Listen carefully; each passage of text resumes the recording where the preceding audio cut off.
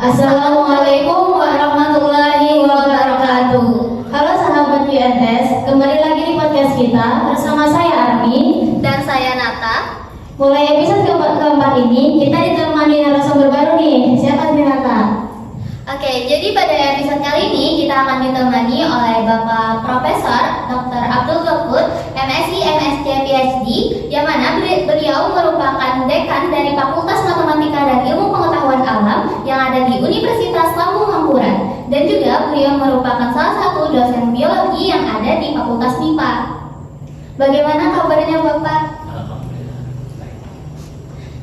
Oke, jadi di episode sebelum-sebelumnya kita sudah membahas nih mengenai sains dan juga Al-Quran, yang mana keduanya itu adalah sesuatu yang seimbang gitu. Kita tidak bisa membedakan keduanya secara bertentangan.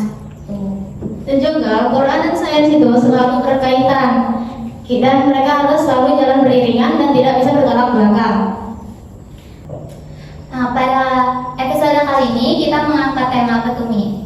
Dari Big Bang sampai tulang belakang, semua ada di Quran.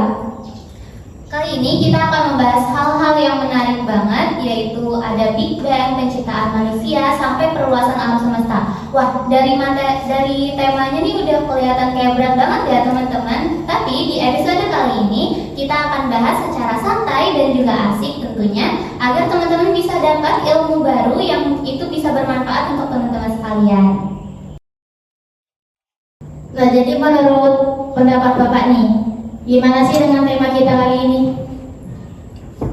Ya, saya kira materi pada kesempatan ini sangat sains banget, gitu ya.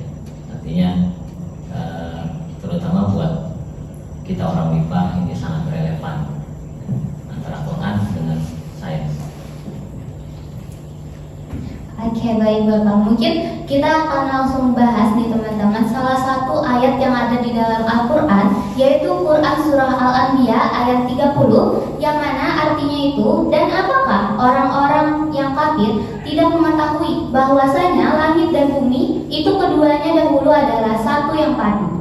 Kemudian kami pisahkan antara keduanya, dan dari air kami jadikan segala sesuatu yang hidup. Maka mengapakah mereka tiada juga beriman? Nah, jadi dalam ayat ini itu tuh secara tersirat gitu Bapak, sejalan dengan teori besar yang ada ditemukan di masa sekarang, yaitu teori Big Bang. Nah, secara sains itu tuh bagaimana Bapak? Ya, kita lihat dulu secara umum dulu ya, bahwa di dalam Al-Quran itu ada disampaikan hal-hal yang berkaitan dengan alam, dan sains bertugas memang untuk menjelaskan peristiwa-peristiwa alam. Karena itu harusnya kalau memang Al-Quran itu diturunkan oleh Allah yang Maha Tahu, yang Maha Berpengetahuan, yang Maha Bersains, maka sains tidak mungkin bertentangan dengan Al-Quran ya. Harusnya begitu kan? Ya, iman kita mengatakan seperti itu. Nah, nanti tinggal kita buktikan aja benar atau tidak ya. Terkait dengan ayat yang barusan kita bahas tadi, ya satu hal lagi ya, Al-Quran itu menyebut suatu fenomena alam itu tidak secara rinci. Ada dua kemungkinannya. Yang pertama, dia menyebutkan hal peristiwanya itu disebut, kalaupun dijelaskan sedikit sekali penjelasannya, malah ada yang tidak dijelaskan sama sekali, disebut aja. Yang kedua, Al-Quran menyebut suatu objek. Objek itu tidak disebut di mana, kapan, tidak disebut. Nah, dua-duanya membutuhkan peran sains di sana, membuktikan betul atau tidak apa yang dikatakan tadi, benar ada apa enggak? Karena Al-Quran menyebut ada, benar atau tidak. Nah, kemudian peristiwa yang tadi tidak dijelaskan atau dijelaskan sedikit, kalau tahu penjelasannya, mau tahu penjelasannya, juga yang berperan ya. Nah, terkait dengan yang tadi surah Anbiya tadi ya, pertama kita lihat urutannya, cantik sekali. Satu, diciptakan alam. Dua, diperluas. Tiga, baru diciptakan makhluk hidup. Urutannya memang begitu. Menurut saya, ya nggak mungkin lah Alam belum ada, makhluk hidup diciptakan. Nah, ayat Al-Quran itu menjelaskannya dengan runtun. Itu saja sudah menunjukkan kehati-hatian Allah dalam membuat redaksi Al-Quran. Ya. Lalu terkait dengan Big Bang. Tapi kalau kita perhatikan ayat itu sendiri, ya, ayat itu mengatakan bumi dan langit itu satu padu. Pemahaman masyarakat seperti dulu itu kayak apa misalnya? Dalam pikiran saya, andai kata saya berada di masa itu, maka yang saya bayangkan adalah bumi itu sebuah karpet, hamparan. Dan di dalam ayat yang lain juga ada bahwa bumi itu dihamparkan memang. Langit itu ya hamparan juga, cuma letaknya di atas. Pemahaman waktu itu saya kira ini helaian atau lembaran bumi, ini lembaran langit, tadinya satu, kemudian dipisah, baru kemudian di bumi diciptakan makhluk hidup. Ya. Itu bayangan waktu itu. Sains waktu itu memang sampainya di situ. Ya. Ilmu pengetahuan zaman itu memandang bahwa, meyakini bahwa bumi itu adalah hamparan datar. Kemudian langit juga hamparan tapi di atas waktu itu. Cocok nggak sains waktu itu dengan ayat Al-Quran? Cocok. Kemudian datang teori baru, Big Bang, yang mengatakan bahwa dulu di awal mula alam semesta itu ada sebuah titik yang amat sangat kecil, satu-satunya, yang disebut dengan singularity atau singularitas. Kalau kita ingin membayangkan bagaimana itu ya, ini sebuah ruangan ini, anggap ruangan ini alam semesta. Lalu kita mampatkan ruangan ini, makin sempit, makin sempit, makin sempit, makin sempit. Semua yang ada di dalamnya makin mepet, terus sampai semakin kecil, akhirnya menjadi sebuah atom saja besarnya, bahkan lebih kecil dari atom. Itulah singularitas, itulah awal mula alam semesta. Waktu itu tidak ada yang namanya ruang, kan kecil banget ya. Tidak ada yang namanya waktu belum ada, karena waktu itu dihitung berdasarkan misalnya kalau waktu kita matahari belum ada, 1 bulan itu belum ada. Jadi waktu belum ada. Energi itu semua terkumpul di situ. Materi semua terkumpul di situ, di satu titik yang maha kecil itu. Diperkirakan oleh para ahli suhunya 1 triliun derajat Celcius. Karena semua energi ngumpul di situ semua. Dalam waktu sepersekian detik, kurang dari 1 detik, partikel kecil tadi pecah. Itulah mulai Big Bang. Tapi jangan membayangkan Big Bang sebuah ledakan maha dahsyat, bunyinya duar. Bukan. Duar itu berapa detik? Padahal peristiwanya terjadi sepersekian detik. Tidak cukup waktu untuk berbunyi. Ya, karena bunyi itu harus berbunyi itu baru harus melewati mediumnya belum ada. Jadi tidak ada bunyi di sana. Nah, itulah Big Bang dari yang satu. Cocok kan dengan Al-Quran yang mengatakan dari yang satu? Cocok. Tapi satunya bukan satu helai. Satunya adalah 1 partikel. Nah, lagi-lagi keindahan bahasa Al-Quran. Cermat, hati-hati. Mau ditafsirkan begini bisa, sesuai dengan zamannya. Mau ditafsirkan yang lain bisa, sesuai dengan perkembangan sains di zamannya. Ya, itu tentang Big Bang. Mungkin cerita Big Bang-nya secara singkat ya tadi dimulai dari yang tadi ya, ada pecah partikel tadi, kemudian makin lebar. Nah itu artinya ruang yang tadinya sangat sempit tadi mulai melebar. Materi yang ada tadinya hanya kabut atau nebula. Di beberapa bagian setelah sekian lebar kabut tadi menjadi semakin padat di beberapa tempat. Semakin padat akhirnya menjadi planet-planet. Salah satu di antara sekian miliar, sekian triliun planet yang terbentuk adalah bumi. Setelah bumi terbentuk, baru diciptakan makhluk hidup. Terima kasih Bapak. Nah, kan dari Big Bang itu juga terbentuk bumi nih. Nah, pasti di bumi ini kan juga tercipta makhluk hidup. Nah, makhluk hidup juga kan bermacam-macam nih. Ada yang tumbuhan, hewan, dan juga kita sebagai manusia. Nah, gimana sih mereka tuh bisa ada di bumi? Di ayat itu juga dikatakan bahwa dan dari air kami ciptakan segala sesuatu yang hidup. Pemahamannya gimana kira-kira waktu itu? Waktu ayat itu turun. Dari air. Bahannya air. Lalu dari air itu diciptakan Makhluk hidup. Sekian waktu kemudian penelitian menunjukkan bahwa tubuh setiap makhluk hidup itu terdiri atas sel. Sel itu komponen utamanya adalah air, 80%-an air. Tubuh makhluk hidup itu terdiri atas banyak sel, sehingga mayoritas komponen tubuh makhluk hidup, semua makhluk hidup adalah air. Cocok nggak? Cocok. Tapi ada satu lagi yang jarang dibahas. Dari air itu artinya bahannya air. Kemungkinan lain adalah tempatnya di air. Terciptanya makhluk hidup itu tempatnya di air. Sains membuktikan bahwa memang kehidupan pertama menurut teori yang ada sekarang, kehidupan pertama itu mula-mula muncul di bumi itu di air. Tempatnya di air, di dasar lautan yang begini-begini syaratnya. Dan itu yang mana yang dipakai oleh Al-Quran.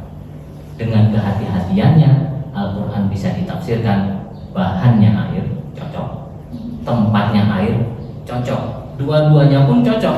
Sudah bahannya air, tempatnya di air, cocok juga dengan saya.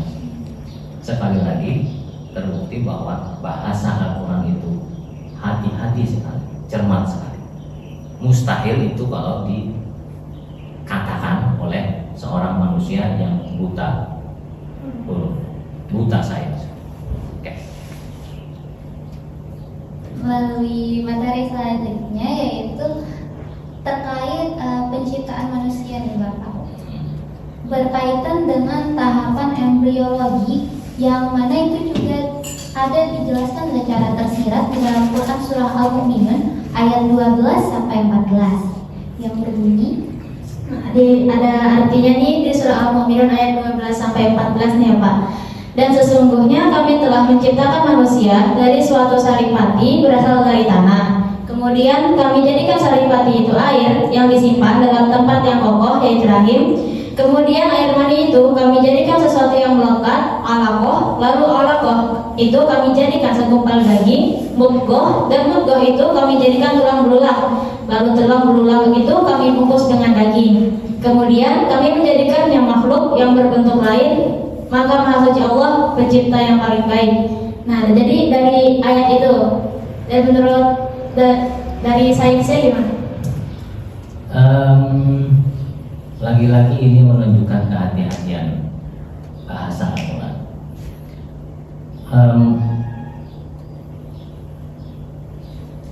Manusia itu dikatakan urutan penciptanya begini ya. Waktu itu ilmu embriologi nggak ada, ya, belum ada sama sekali. Jadi orang percaya aja sudah, oh ini ya, tahap-tahapnya. Tapi setelah embriologi mulai berkembang, bahkan sampai embriologi manusia, ternyata tahap-tahap seperti itu memang ada. Dimulai, coba tapi lebih rinci ini. Ayat ini adalah contoh apa yang saya katakan tadi, suatu peristiwa dijelaskan sedikit. Ya, kalau yang Big Bang tadi nggak ada penjelasannya sama sekali, satu gitu aja. Ya. Kalau ini ada penjelasan dikit, tapi penjelasan yang sedikit itu walaupun global tidak bertentangan dengan sains. tahap-tahap dari satu sel hasil pembuahan ya, yang disebut dengan zigot, satu sel kemudian menjadi banyak sel, zigotnya membelah, sambil berjalan dari saluran telur masuk ke rahim. Kemudian setelah selnya banyak seperti bola, lalu menjadi bola yang berongga. Kalau tadi bola yang padat menjadi bola yang berongga sambil tambah besar, lalu nempel pada dinding rahim. Itu yang namanya alaqah. Kemudian, nah setelah itu ada organ-organ yang terbentuk, termasuk diantaranya tulang. Pada tahap itu jantung sudah mulai berdetak dan sebagainya. Ini yang penjelasan rincinya. Tapi globalnya yang dijelaskan dalam Al-Quran masih cocok dengan yang rinci ini. Kalau dijelaskan rinci kita nggak perlu lagi belajar embriologi, sudah baca aja Al-Quran, kan nggak mungkin. Jadi, nah itu penciptaan satu manusia. Setiap manusia tercipta melalui proses itu. Ini yang sering dibahas. Yang jarang dibahas adalah manusia yang mula-mula kayak apa. Iya, benar sekali. Spesies manusia itu terciptanya kayak apa? Ini yang jarang dibahas. Dan penjelasan Al-Quran lebih global daripada itu. Sains sendiri belum sampai pada tahap yang sangat rinci. Tetapi secara umum sudah bisa diketahui, ya, bisa diteorikan mengenai itu. Manusia pertama Nabi Adam. siapa yang bilang? Ayat Al-Quran mengatakan di dalam surah Al-Baqarah, ketika Tuhan berkata kepada malaikat, aku akan menciptakan Manusia. khalifah. Khalifah. Allah tidak bilang inni ja'ilun fil ardin nas atau ja'ilun fil ardil bashar. Tidak. Allah menciptakan khalifah. Ya. Penafsiran manusia zaman itu, khalifah itu sama dengan manusia. Tapi itu kan penafsiran manusia, Allah nggak bilang begitu. Mungkin iya manusia, tapi andai kata tidak manusia pun bisa. Ya. Nah, lalu di ayat berikutnya, setelah malaikat berkomentar, ayat berikutnya Allah bilang, dan kami ajari Adam nama-nama berbagai objek.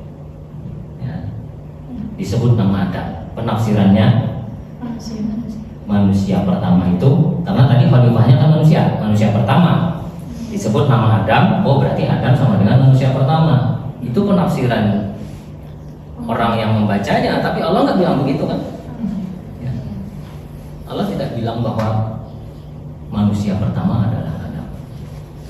Lalu ada lagi, kan ada anak cucu Adam di ayat yang lain atau sebelum sana.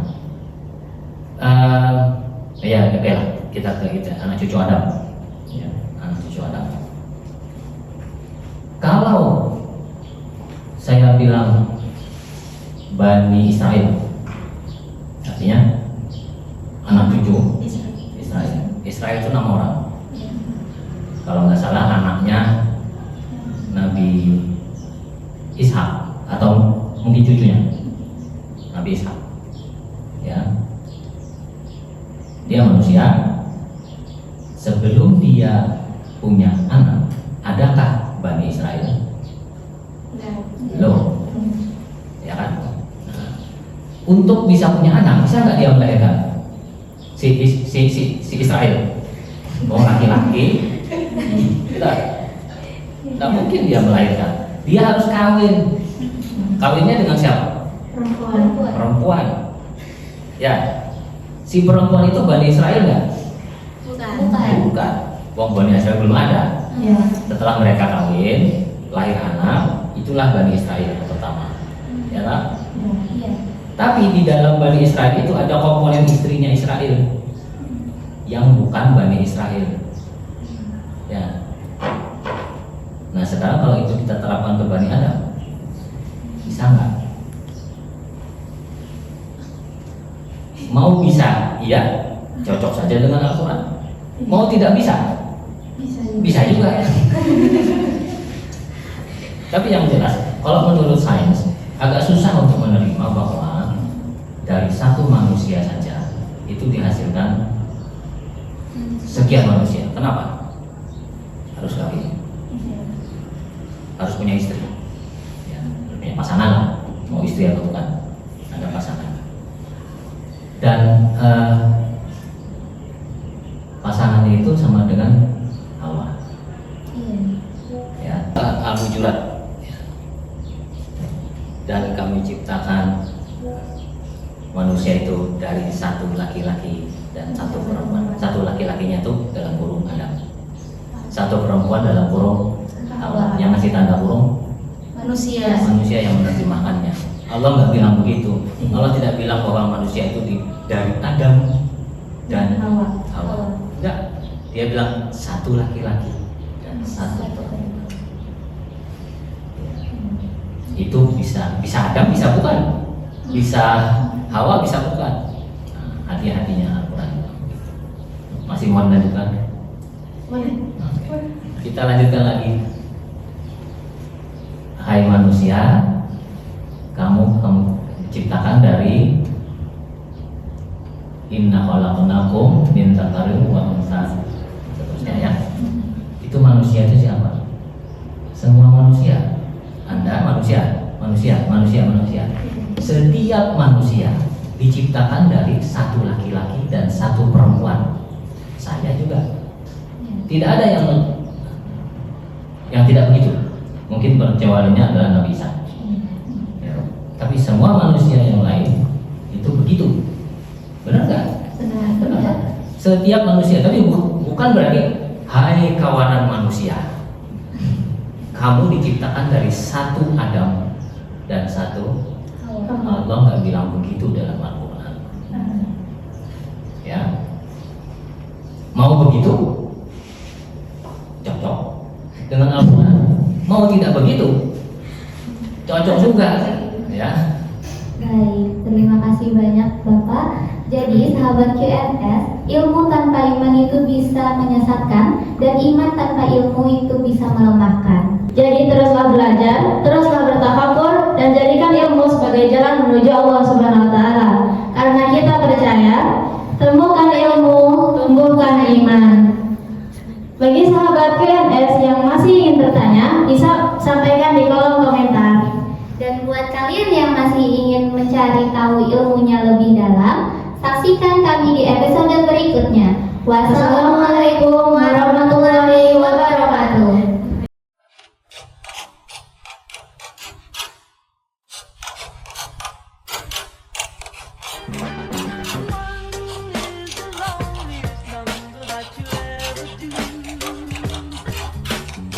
QNS Podcast, karena kita percaya, temukan ilmu, tumbuhkan